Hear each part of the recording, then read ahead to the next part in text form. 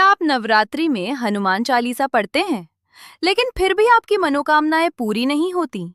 क्या आपने कभी सोचा है कि इतनी श्रद्धा से पाठ करने के बाद भी जीवन की परेशानियां वैसी की वैसी क्यों बनी रहती हैं? सच्चाई ये है कि हनुमान चालीसा का पाठ तो बहुत लोग करते हैं, लेकिन उसका सही तरीका बहुत कम लोग जानते हैं और इसी वजह से उनकी साधना अधूरी रह जाती है। आज मैं आप 3 ऐसे गुप्त नियम, जिन्हें अगर आपने नवरात्रि के दौरान सही तरीके से अपना लिया, तो आपका एक-एक पाठ सीधा फल देना शुरू कर देगा और बजरंग बली की कृपा आपके जीवन में स्पष्ट दिखाई देने लगेगी। तो इस वीडियो को अंत तक जरूर देखिए, क्योंकि तीसरा नियम आपकी पूरी किस्मत बदल सकता है। जय बजरंग बली। नवरात्रि का समय केवल माँ दुर्गा की आराधना का ही नहीं, बल्कि ये आत्मशक्ति को जागृत करने का सबसे शक्तिशाली समय होता है।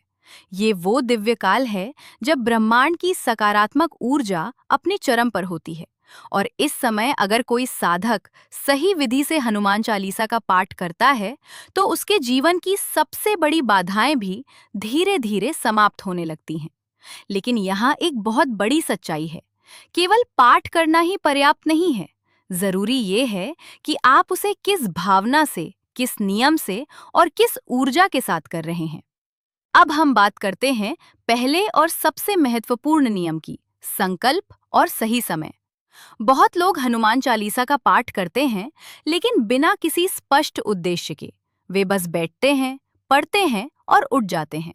फिर सोचते हैं कि उन्हें उसका पूरा फल क्यों नहीं मिला। सच्चाई ये है, बिना संकल्प के किया गया कोई भी जप, कोई भी पूजा अधूरी होती है। जब आप हनुमान जी के सामने बैठते हैं, तो वो केवल एक मूर्ति के सामने बैठना नहीं होता। वो उस अनंत शक्ति के सामने बैठना होता है जो आपके हर विचार, हर भावना और हर इच्छा को समझती है।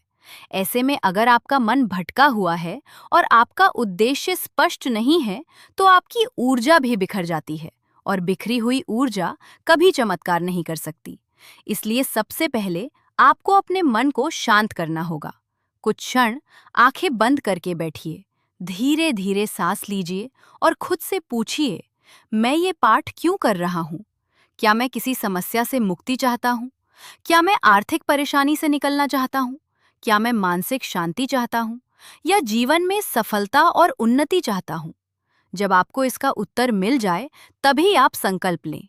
धीरे से मन ही मन कहें, हे बजरंग बली, मैं सच्चे मन से ये हनुमान चालीसा का पाठ कर रहा हूँ। मेरी इस विशेष समस्या को आप अपने चरणों में स्वीकार करें और मुझे इस कठिनाई से बाहर निकालें। मैं ये पाठ पूरी श्रद्धा और नियम के साथ करूँगा। जब ये संकल्प सच्चे दिल से लिया जाता है, तो वो सीधे हनुमान जी तक पहुँचता है। अब बात करते हैं समय की। नवरात्रि में हनुमान चालीसा का सबसे शक्तिशाली समय माना जाता है ब्रह्म मुहूर्त, सुबह 4 बजे से 6 बजे के बीच। ये वो समय होता है जब पूरी प्रकृति शांत होती है और वातावरण में सकारात्मक ऊर्जा सबसे अधिक होती है।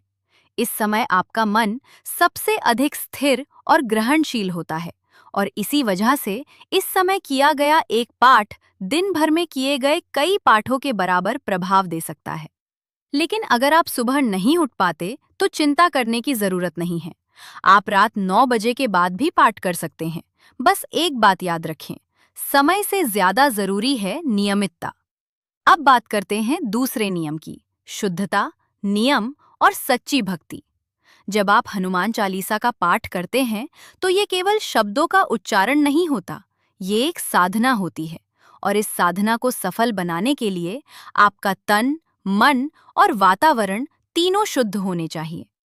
सबसे पहले शरीर की शुद्धता। पाठ से पहले स्नान जरूर करें। जल केवल शरीर को ही नहीं, बल्कि आपकी ऊर्जा को भी शुद्ध करता है। इसके बाद साफ और पवित्र वस्त्र पहनें। यदि संभव हो तो लाल या केसरिया रंग के वस्त्र धारण करें। अब बात करते हैं स्थान की। जहां आप पाठ करते हैं, वो स्थान साफ और शांत होना चाहिए। कोशिश करें कि हर दिन एक ही स्थान पर बैठकर पाठ करें। इससे उस स्थान पर एक सकारात्मक ऊर्जा का केंद्र बन जाता है। अब सबसे महत्वपूर्ण बात, भक्ति। आज के समय में बहुत लोग हनुमान चालीसा को जल्दी जल्दी पढ़ते हैं, लेकिन भगवान को संख्या नहीं, भावना चाहिए। अगर आप एक बार भी पूरी श्रद्धा से पाठ करते हैं तो उसका प्रभाव 100 बार किए गए बिना भावना वाले पाठ से भी अधिक होता है। जब आप बोलते हैं जय, आपके सामने बैठे हैं और आपकी हर बात सुन रहे हैं, धीरे धीरे आपका मन शांत होगा और आपकी साधना गहरी होती जाएगी। अब बात करते हैं सबसे शक्तिशाली नियम की, अर्पण और सेवा। बहुत लोग केवल पाठ करते हैं लेकिन अर्पण और सेवा को नजरअंदाज कर देते हैं, और यही सबसे बड़ी गलती है। जब आप हनुमान जी को कुछ अर्पित करते हैं तो वह केवल वस्तु नहीं होती, वह आपका प्रेम, आपकी श्रद्धा और आपका समर्पण होता है। आप उन्हें गुड़ और चना अर्पित कर सकते हैं। ये जीवन में सादगी और शक्ति का प्रतीक है।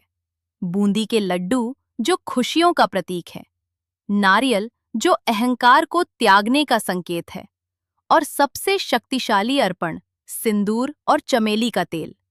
अगर आप मंगलवार या शनिवार को हनुमान जी को सिंदूर चढ़ाते हैं तो यह आपकी सबसे बड़ी बाधाओं को भी दूर कर सकता है।